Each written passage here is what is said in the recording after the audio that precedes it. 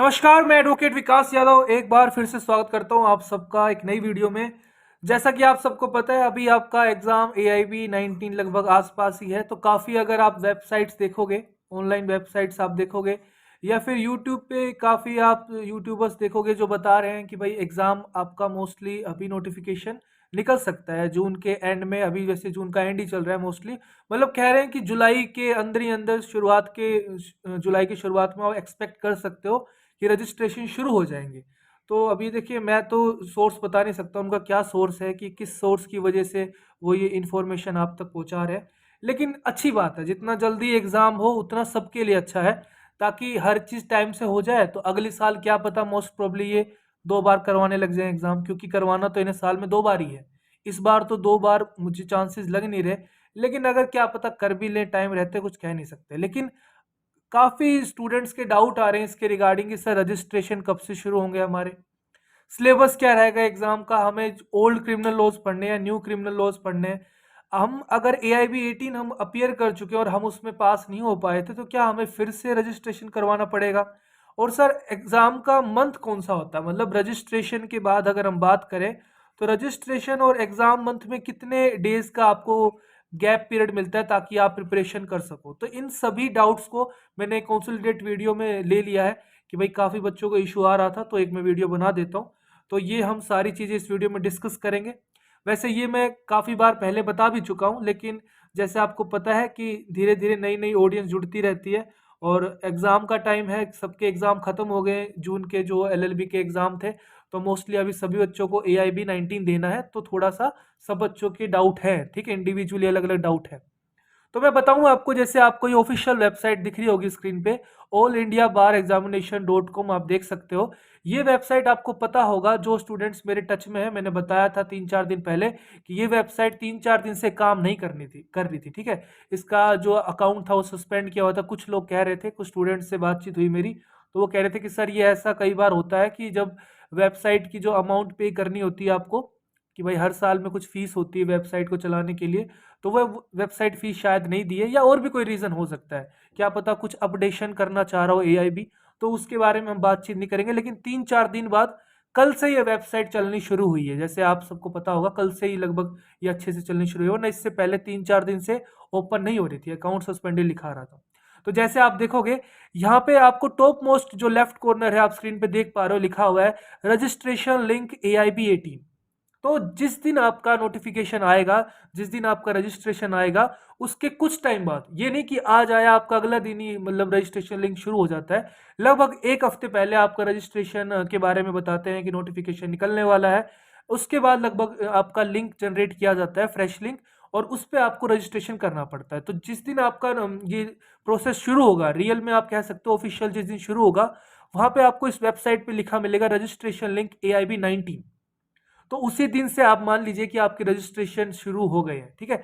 आपको यहाँ पे क्लिक करना पड़ेगा, लॉगिन करना पड़ेगा, रजिस्ट्रेशन करना पड़ेगा, अपना एनरोलमेंट नंबर डालना पड़ेगा, जिस ईयर में आपने LLB करी है, या फिर जो भी इंफॉर्मेशन जो वो चाह रहे हैं, आपका नाम क्या है, आपकी आपकी पासपोर्ट साइज पिक होगी, आपका सिग्नेचर होगा, आपको फी पे करना होगा, वो सब आप इसी वेबसाइट पे आके करोगे। तो जो बच्चे नए हैं, जो अभी फ्रेशली LLB पास आउट है, तो वो इस वेबसाइट पे थोड़ा शाम को, रात को एक बार दिन में थोड़ा नज़र बनाए रखें कि कुछ लेटेस्ट अपडेट ये आई है या नहीं आई है, ठीक है।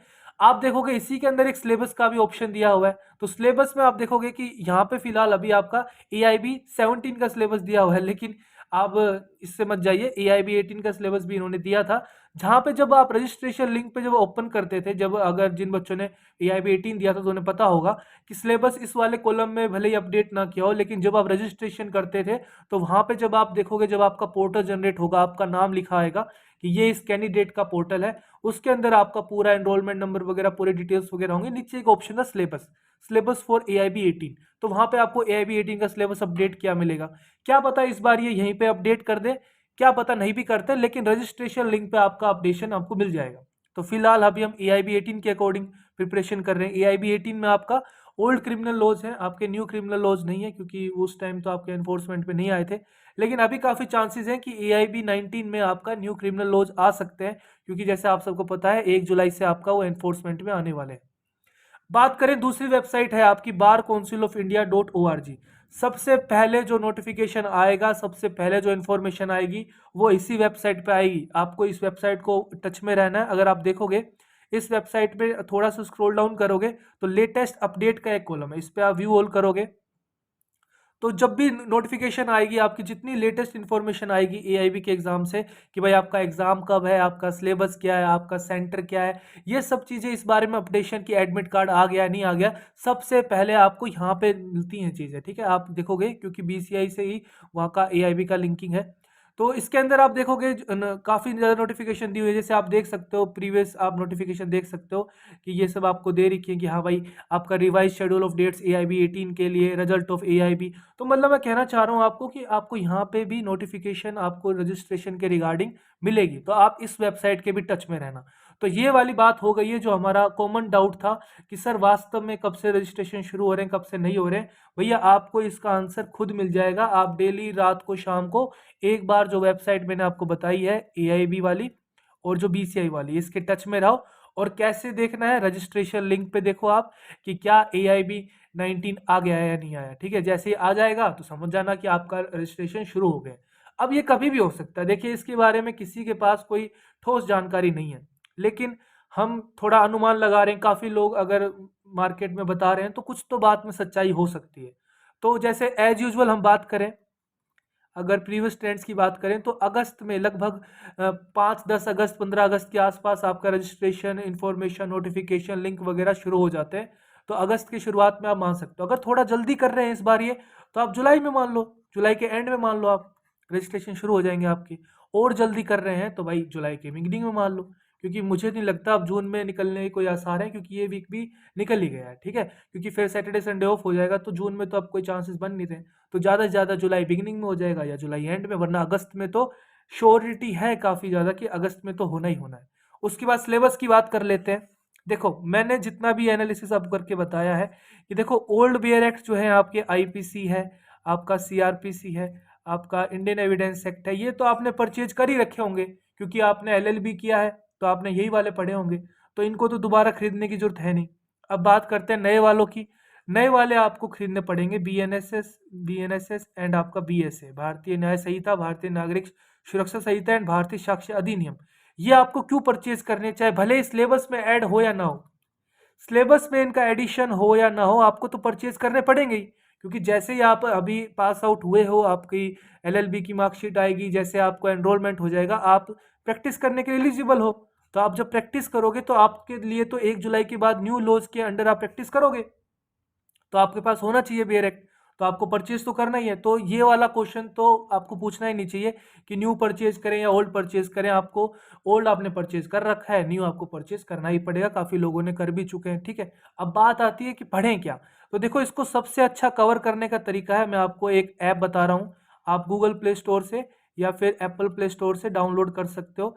एनसीआरबी, आपको पता है नेशनल क्राइम रिकॉर्ड ब्यूरो, एक काफ़ी संस्था है जो आपके जितने भी आपके क्राइम होते हैं पर ईयर 2021-22 ऐसे ईयर वाइज पूरा आपका डाटा देता है।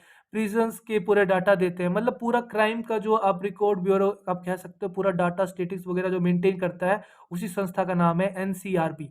इसने अपनी एक ऐप बना रखी है जिसमें काफ़ी खूबसूरती तरीके से आप देखोगे आईपीसी का कंपैरिजन करके जो चेंजेस हुए हैं बीएनएस में वो बता रखे हैं। फिर आपका सीआरपीसी में जो चेंजेस हुए हैं, जिन सेक्शंस में आपके पार्ट्स के नाम, चैप्टर के नाम या कुछ कोई भी ओल्ड सेक्शन सीआरपीसी का अगर नया भारतीय न्याय सुरक्षा संहिता में चेंज हुआ है तो बिल्कुल उसको बता रखा है कि भाई ओल्ड में ये था, न्यू में ये है और इसमें ये नया चेंज हुआ है, यानी ये नया सेक्शन है। तो बच्चा उसको और ध्यान से पढ़ता है। ऐसे ही आपका इंडियन एविडेंस एक्ट देखोगे तो बीएसए करके पूरा बहुत खूबसूरती तरीके से कंपैरिजन वे में पूरा आपको पूरा का पूरा criminal laws old and new अच्छे से कवर करा रखे हैं। तो ये वाली आप ऐप और वेबसाइट के टच में आप रह सकते हो। आपको यहाँ से टिक लगा लेना है कि भाई पहले रेप का कौन सा सेक्शन था, अब न्यू वाले में रेप का कौन सा सेक्शन है। पहले मर्डर का कौन सा सेक्शन था, अब न्यू वाले में मर्डर कौन सा सेक्शन है। क्योंकि मेनली यही प्रॉब्लम है, अगर आप देखोगे बहुत ज़्यादा चेंज नहीं किए गए न्यू क्रिमिनल लॉज में, बस सेक्शंस की सीक्वेंस है वो ऊपर नीचे हो गई है।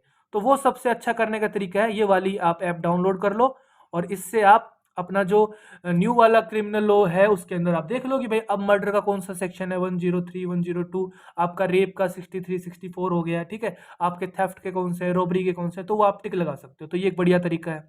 अब आप बात करते हैं कि जिन बच्चों ने AIB 18 में अपीयर हुए थे और किसी कारणवश फेल हो गए थे या अपसेंट थे, अपसेंट वाले भी, ठीक है, अगर आप अपसेंट थे या फेल थे, जिस वजह से आपने AIB 18 जब आपका रिजल्ट आया उसमें पास नहीं लिखा आया, सिंपल सी बात है, तो अभी आपको फिर से अपीयर होना पड़ेगा।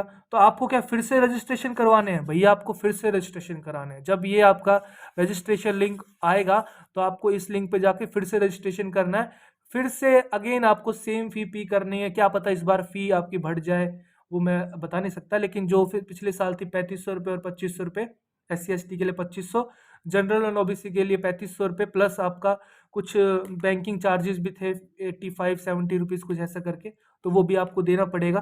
फिर से आपको सब कुछ पे करना पड़ेगा। तो ये वाला डाउट हो गया क्लियर काफ़ी बच्चों का। एग्जाम मंथ जो मैं बता रहा था कि कितने टाइम का आपको गैप मिलेगा रजिस्ट्रेशन और एग्जाम पीरियड के बीच में। देखो यूजुअली हम देखें तो AIB एग्जाम को कई बार एक्सटेंड करता रहता है, 1 बार 2 बार 3 बार। लास्ट ईयर की मैं बताऊं AIB 18 की, तो 4 बार एग्जाम की डेट चेंज करी गई थी, ठीक है, 4 बार डेट चेंज करी गई थी। जब जाके आपका एग्जाम अक्टूबर में होना था, 26-28 अक्टूबर के आसपास पहली डेट थी, और वो फाइनली कंक्लूड हुआ है 10 दिसंबर 2023 को। तो 4 बार एग्जाम की डेट चेंज करी गई। तो आप ये अंदाजा लगा सकते हो, अगर हम मोटा मोटा देखें 15 अगस्त से लेके 26 अक्टूबर का भी बताएं तो 2 सवा 2 महीने का टाइम आपको मिलेगा। नॉर्मल अगर बिल्कुल लोवेस्ट सिनारियो में जाके बात करूं तो 2 सवा 2 महीने का टाइम मिलेगा, लेकिन आप ये मान के चलो आराम से आपको 3 साढ़े 3 महीने का टाइम जरूर मिलेगा। आप एक रजिस्ट्रेशन के बाद एक्सपेक्ट कर सकते हो इतने टाइम बाद आपका एग्जाम होना ही होना है, ठीक है। 3 साढ़े 3 महीने का आप अंदाजा लगा सकते हो कि क्योंकि ये डेट पोस्टपोन करते रहते हैं, क्योंकि काफ़ी बच्चे एक साथ एनरोलमेंट कराते हैं, साल में एक बार ही एग्जाम हो रहा है तो एकदम से भीड़ जुट जाती है। अलग अलग स्टेट्स में, कुछ स्टेट्स में ये प्रोसेस थोड़ा धीरे होता है। मान लो कि भाई गुजरात में बहुत धीरे से एनरोलमेंट करवा रहा है गुजरात बार काउंसिल, तो फिर वो रिक्वेस्ट करेगा BCI को कि सर थोड़ा सा एग्जाम को पोस्टपोन कर दो, थोड़ा सा डेट्स को एक्सटेंड कर दो, ताकि हम जो बच्चे अभी न्यूली पास आउट होके आए हैं उनका एनरोलमेंट करा सकें, ठीक है। तो ये आपको थोड़ा सा ध्यान रखना है कि ये आपकी स्ट्रेटेजी रहेगी और इस अकॉर्डिंग आपका एग्जाम चलेगा, ठीक है। अभी भी कोई आपका डाउट है तो आप मुझे कमेंट कर सकते हो, यूट्यूब के कमेंट सेक्शन में कमेंट कर सकते हो, या पर्सनली भी आप मुझे व्हाट्सअप करके जो भी आपका कोई क्वेरी है वहाँ पे आप पूछ सकते हो। मैं कोशिश करूंगा आपकी क्वेरी का आंसर जल्द से जल्द मैं दे पाऊँ। वीडियो अच्छा लगा है तो वीडियो को लाइक करिए, खुश रहिए, मुस्कुराते रहिए, देश का ख्याल रखिए। जय हिंद।